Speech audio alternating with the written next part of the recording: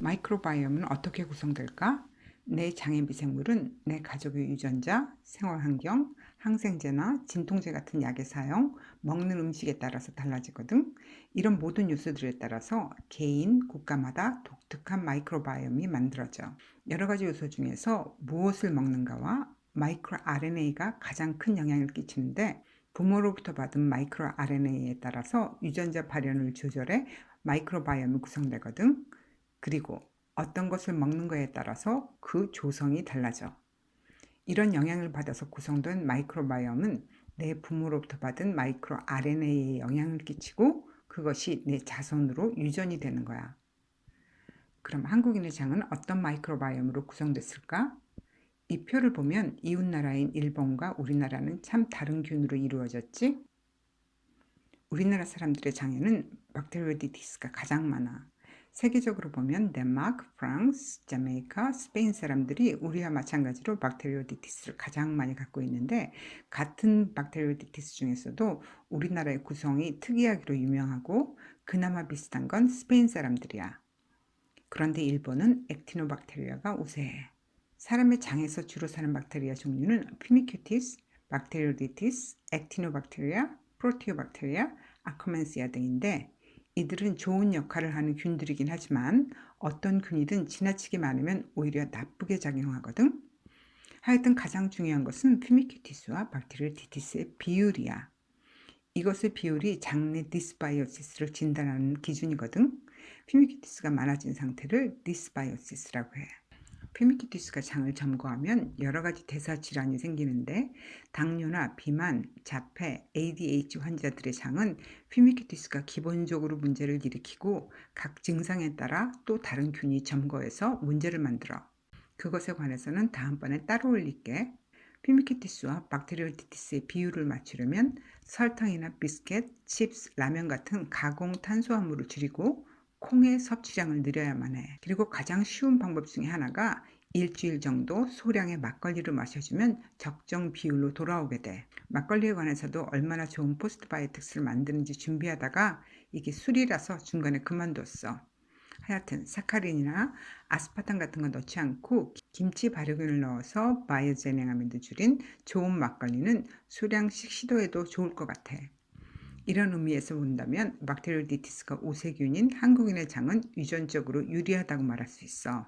박테리오디티스 중에서도 한국인의 장에는 프리보탈라와 박테로이디스가 우세하게 나타나는 특징을 갖고 있거든. 프리보탈라는 채식주의자 우세균이고, 박테로이디스는 육식을 하는 사람들에게 주로 나타나고, 피미큐티스는 주로 곡식으로 열량의 대부분을 채우는 사람들에게 나타나는 균이거든. 특히 프리보탈라는 고대인 균이라고도 해.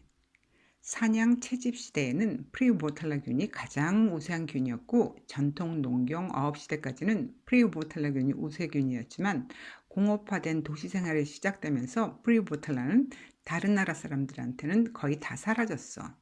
채집 사냥 시대에는 어쩌다 한번 단백질이 공급되는 것에 비해서 가축을 키우면서 단백질 공급이 지속적으로 가능하게 된 농경 시대부터 박테로이디스는 나타나게 되는데, 한국인은 여전히 나물과 해초를 많이 먹으니까 우리의 마이크로 RNA에서 프리보탈라균을 지속시켜서 아주 질긴 파이버도 잘 분해하는 능력을 갖게 되고, 또 그런 것들을 자주 먹으니까 마이크로 RNA에서 계속 이 균을 유전시키는 거야. 한국인의 장내 미생물 구성에 관한 표현인데, 연하늘색과 진하늘색이 박테로이디티스인데, 한국인은 두 타입으로 나누어져. 박테로이디스 우세균과 프리보탈라 우세균. 그런데 피미큐티스와 박테로이디티스 균형이 중요하다고 했잖아. 그런 것처럼 박테리오디티스 안에는 박테로이디스와 프리보탈라 비율이 중요해.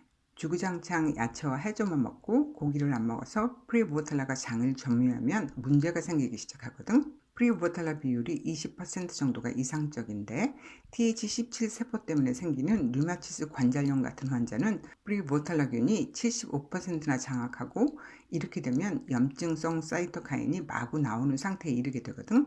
물론 피미큐티스를 먹여 살리는 탄수화물도 줄여야 하지만, 프리보탈라를 낮추고 박테로이디스를 높이려면 콩이나 돼지고기 섭취를 늘려야만 해. 그럼 콩에 관해서 알아보자. 왜 외국에서는 콩을 장내 트러블을 일으키는 글루텐이나 락토스 같은 나쁜 물질을 분류할까? 그들은 왜 콩을 두려워하지? 그것을 이해하려면 콩의 기원에 관해서 알아야 해. 구글로 콩의 기원을 찾아보면 모두 다 중국이라고 나오고, 조금 더 찾아보면 기원전 25세기에 만주에서 재배가 시작되어서 한반도로 퍼지고 중국 본토에는 4세기 정도에 들어왔다고 설명하고 있어. 그럼 2021년에 나온 아주 중요한 논문 하나를 소개할게. 세계적으로 저명한 고고학자, 유전자학자, 언어학자 40여 명이 농업 전파 경로와 유라시아의 언어 기원을 연구한 거거든. 난 이 논문이 처음 나왔을 때 세계 문명사가 다 다시 쓰여질 거라고 생각했었지만 그렇게 되지는 않았어. 사람들은, 특히 연구자들은 이미 자기가 주장한 이론이 바뀌길 전혀 바라지 않으니까. 마치 우리나라의 친일 강단 사학자들과 마찬가지로 말이야. 이 논문에서는 트랜스유라시안 북방민족의 뿌리는 기원전 4500년 전 홍산 문명에서 시작되었다고 판단했어. 홍산 문명은 세계 4대 문명보다 더 먼저 나온 문명인 건 알고 있지? 하여튼 여기로부터 기원전 3500년 정도의 퉁구스 언어, 한국 일본 언어, 몽골 투르키예 언어 세 가지 갈래로 분화가 되었다고 해. 이것은 기장, 조, 콩의 전파 방향과도 일치해. 그런데 인골 분석에서 노란색 부분이 한반도에서 나온 거거든. 진한 밤색은 홍산에서 나온 유전자인데 한반도 유골에서만 홍산의 유전자가 나오고 있어. 그리고 북한 회령에서 기원전 1300년경에 청동기 유물과 함께 콩, 팥, 기장이 출토되었거든. 게다가 한반도 자생, 야생콩에서 가장 다양한 유전자 변이가 나온다는 것도 밝혀졌고, 이 지도는 홍산 문명이고, 두 번째 거는 요화문화, 그리고 마지막 그림은 고조선 강역으로 알려진 빗살무늬 토기와 북방식 고인돌에서 나온 지역을 표시한 거야. 그럼 콩의 기원에 대한 판단은 각자 알아서 해봐. 하여튼 일본에는 기원전 3세기쯤에 전파되고, 유럽에는 18세기 가서야 알려지고, 그러다가 콩의 영양 성분을 알게 된 미국이 콩의 종자를 갖기 위해서 콩 유전자 수집을 시작하거든. 7개국에서 수집을 했는데 그중 76%의 야생종 유전자가 한반도에서만 수집된 거야. 그것을 갖고 미국의 토양과 풍토병에 맞게 유전자 변이를 한 것이 바로 GMO 콩인데, 미국은 이것으로 전 세계 콩 생산량의 50%를 차지하게 되거든. 우리 콩의 유전자를 바탕으로 GMO 콩도 만들어졌다는 거지. 그럼 메주에 관해서 알아보자. 메주의 기원에 관해서는 워낙 남아있는 사료가 풍부해서 의심의 여지도 없이 고구려라고 밝혀졌어. 그것이 중국으로 또 일본으로 가게 된 거야. 신당서에는 발의 특산물로 소개되었고, 삼국지 위지동 이전에는 고구려 사람들은 장 발효에 뛰어나다.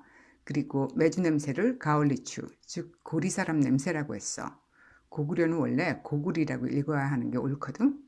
일본의 된장이 전해진 것은 8세기 초라고 보여지는데 그것을 미소라고 부르는데 고구려 말을 그대로 사용하는 거라고 해. 중국 본토에 콩과 메주가 들어간 것은 기원전 7세기라고 하고, 제나라 황공이 만주에서 콩을 가져오고 메주는 외국에서 들여왔다고 적혀 있어.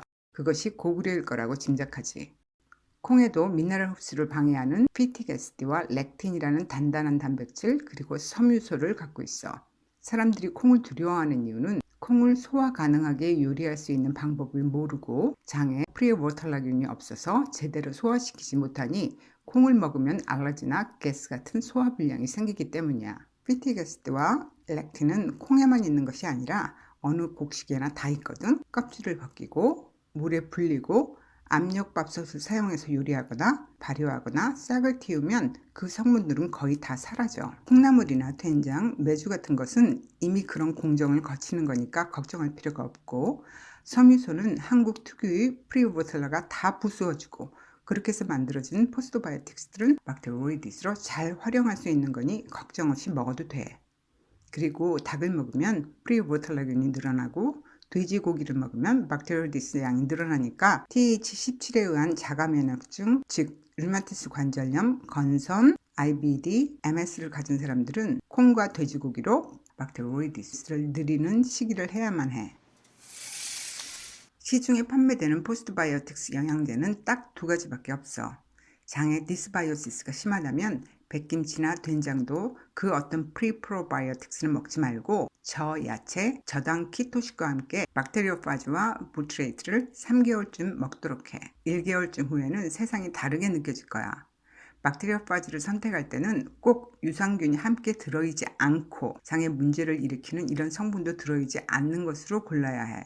이런 성분이 들어있는 것을 먹으면 좋아지려고 먹었는데 오히려 악화될 수 있거든. 이런 제품에는 너무 많은 프로바이오틱스가 들어있어. 그리고 말토덱스트린까지 들어있지. 아무것도 없이 오로지 박테리오파지만 들어있고 나쁜 성분도 전혀 안 들어간 이런 걸 골라야 해. 그리고 소듐 부티레이트는 부티릭 애시드보다 훨 안정화되어 있고 칼슘이나 마그네슘 부티레이트보다 대장까지 안전하게 잘 도달하니까 소듐 부티레이트를 먹도록 해. 이제 우리의 장이 뭐가 문제인지 좀 이해가 되고 어떤 식생활을 해야 될지 감이 오지? 내가 고쳤다면 내 친구들도 분명히 잘 회복될 거라고 생각해. 기본적으로 프리미커티스와 박테리오디티스의 비율을 위해서 단순당과 가공당은 먹지 말고 박테리오파지로 나쁜 균을 소탕하고 부티레이트로 짧은 사슬 지방산을 보충해주면서 콩과 돼지고기로 혹시 프로보텔라가 점령했을지 모르는 마이크로바이옴의 구성을 바꿔보자고. 다음 편에서는 자폐, ADHD 같은 정신병증과 자가면역 환자의 식이법을 알려주고 포스트바이오틱스 편을 마치도록 할게. 그럼 사랑하는 친구들, 다음에 봐. 안녕.